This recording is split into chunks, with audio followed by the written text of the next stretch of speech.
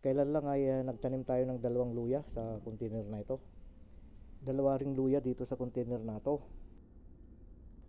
Dito sa maliit na container na ito ay nagtanim tayo ng onion. Ito, may dahon na, malaki na.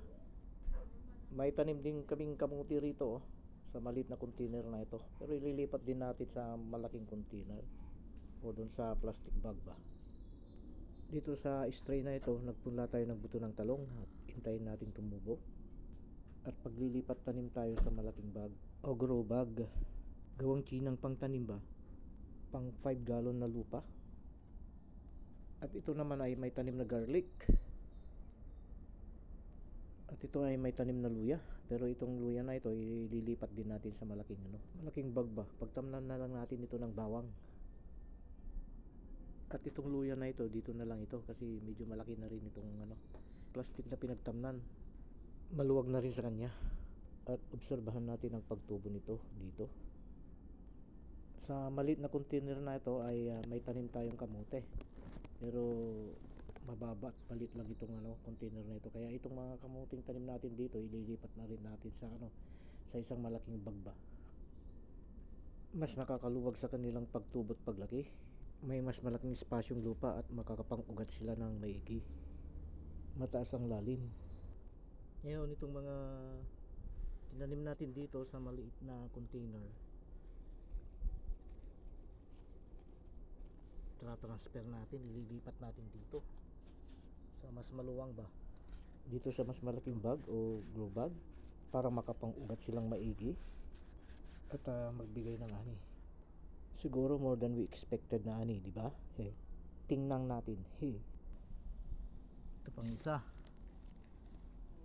Alisin din natin dito tapos ilagay din natin dito. Ilipat din natin dito. Bali dalawa yung itatanim natin dito. Yan, total medyo maluwang konti itong plastic bag na to. Kaya kakayanin yan. Yan, dalawa yung luya na itinanim natin dito. Ito, kasi dalawa kanina rito. Tanggal nga yung isa, nilipat natin. Itong natira rito. Bali pagit na natin. Yan, papagit na natin siya. Yan.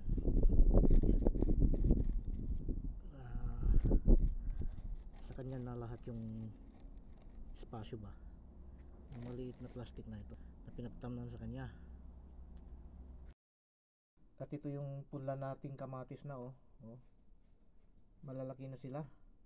Tumubo na yung yung pangatlo o pang-apat o mga dahon na lumabas sa gitna ng mga cotyledons nila.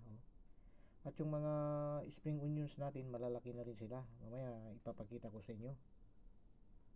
Tatandaan ba ninyo yung tanim natin na spring onions na inilagay natin sa may bintana? Ito na yung mga yun spring onions.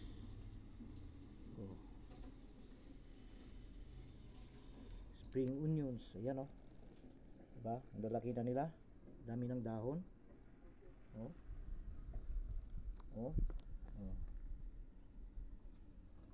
Dami ng dahon. Talagang pwede nang gamitin.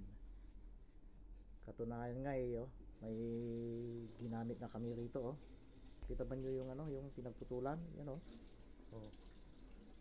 Yan, kumuha na kami rito ng pinanghalo namin sa ulam. Yan, magdadagdag pa tayo, magtatanim pa tayo. Kasi itong mga ito pala, may spring onions ay may mga tumutubo sa sa kanilang sa may puno nila ba. Yun mga tumubong yun. Halimbawa wala pa sa ngayon. Kukunin natin yung mga yun. At ililipat natin sa ibang container.